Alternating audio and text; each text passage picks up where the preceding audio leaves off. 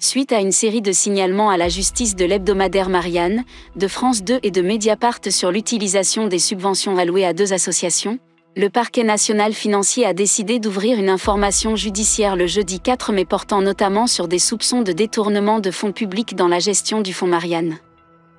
En plus des révélations faites dans les médias, le CCIE a réussi à collecter des informations exclusives qu'il vous dévoilera dans cette vidéo. Restez jusqu'à la fin. En plus de l'association de Sifawi, Mediapart révèle qu'une autre association, nommée Reconstruire le commun, a également été bénéficiaire de plus de 300 000 € du fonds Marianne. Cette association, au lieu de remplir son objectif de promotion de valeurs de la République, a produit du contenu audiovisuel visant à critiquer les opposants de Macron durant les présidentielles. Tu votes Roussel, toi? Bah, j'ai bien aimé son côté saucisson pinard, mais ça s'arrête là, quoi. Étonnant. Ça reste un communiste. Hein. Il y a eu une grosse défaite au niveau du PS, par exemple, et des LR. Pour moi, c'est devenu des sortes de machines à gouverner, mais au niveau de la doctrine, ils ne produisaient plus rien. Elle a été sélectionnée parmi 47 associations par le CIPDR, alors qu'elle venait d'être créée et qu'elle n'avait aucune activité connue.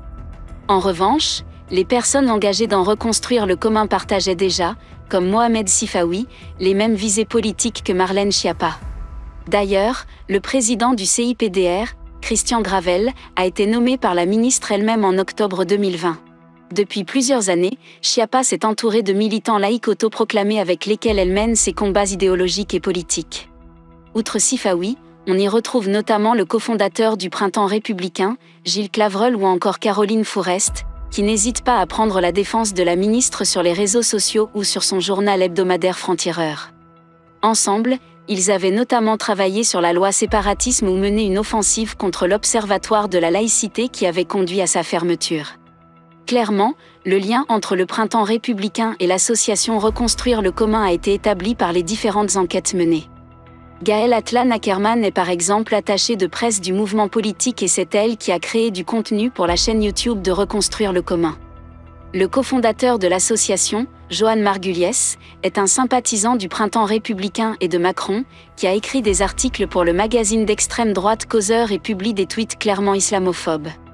Il a récemment fait un grand ménage et supprimé beaucoup de ses tweets, mais pas tous. Il reste par exemple celui-ci, où il apporte son soutien à Judith Weintraub lorsqu'elle fait un lien entre une musulmane voilée qui donne des bons plans cuisine et le 11 septembre. Une autre interrogation autour de cette association concerne ses membres censés promouvoir la laïcité. En effet, l'animateur de plusieurs émissions était un responsable des Jeunes avec Macron en 2017. Plus grave, Mediapart révèle qu'un de leurs membres a été interpellé en flagrant délit alors qu'il taguait les murs de la mosquée de Pantin, en Seine-Saint-Denis, sans en préciser le genre. Selon le regroupement des informations du CCIE, il s'avérerait que c'est une intervenante du nom de Ibtissam Fadili, qui profère des insultes homophobes et islamophobes sur les réseaux sociaux. Le CCIE a également découvert qu'avec elle, une autre personne a profané la mosquée, Tanguy Lacroix, un militant suprémaciste, homophobe, islamophobe et antisémite qui tient un compte Twitter qui avait pour identité Camarade Charles, avec lequel il propage son discours haineux. Il est à l'origine d'un groupe de cyberharcèlement massif qui visait les militants antiracistes qu'il a appelés les Charles. Finalement, derrière les faux combattants de la laïcité se cachent de véritables racistes islamophobes qui n'hésitent pas à passer à l'acte pour répandre leur haine. On pourrait donc s'interroger sur le profil de personnes qui ont bénéficié du fonds Marianne. Toutefois, compte tenu du fait que Sifawi a aussi des propos discriminatoires, ou que le CIPDR assure des formations dans lesquelles il assimile le djihadisme à l'islamisme, ou encore qu'il fasse un lien entre l'enseignement à domicile des élèves musulmans et l'attentat de Samuel Paty, il est justifié de se demander si ces idées ignobles ne sont pas simplement intégrées dans la politique de Marlène Schiappa et de son entourage du Printemps républicain. Et que c'est justement cette politique qui est séparatiste.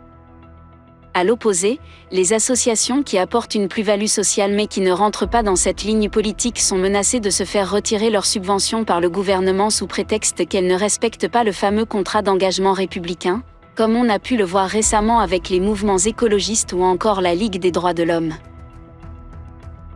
Il semble donc que sous couvert de combat pour la promotion des valeurs de la République, la mort de Samuel Paty ait été instrumentalisée pour combattre les adversaires politiques et idéologiques du gouvernement en place, d'une part, et pour soutenir toute la nébuleuse des militants laïcs qui gravitent autour de Marlène Schiappa et qui partagent ses idées d'autre part.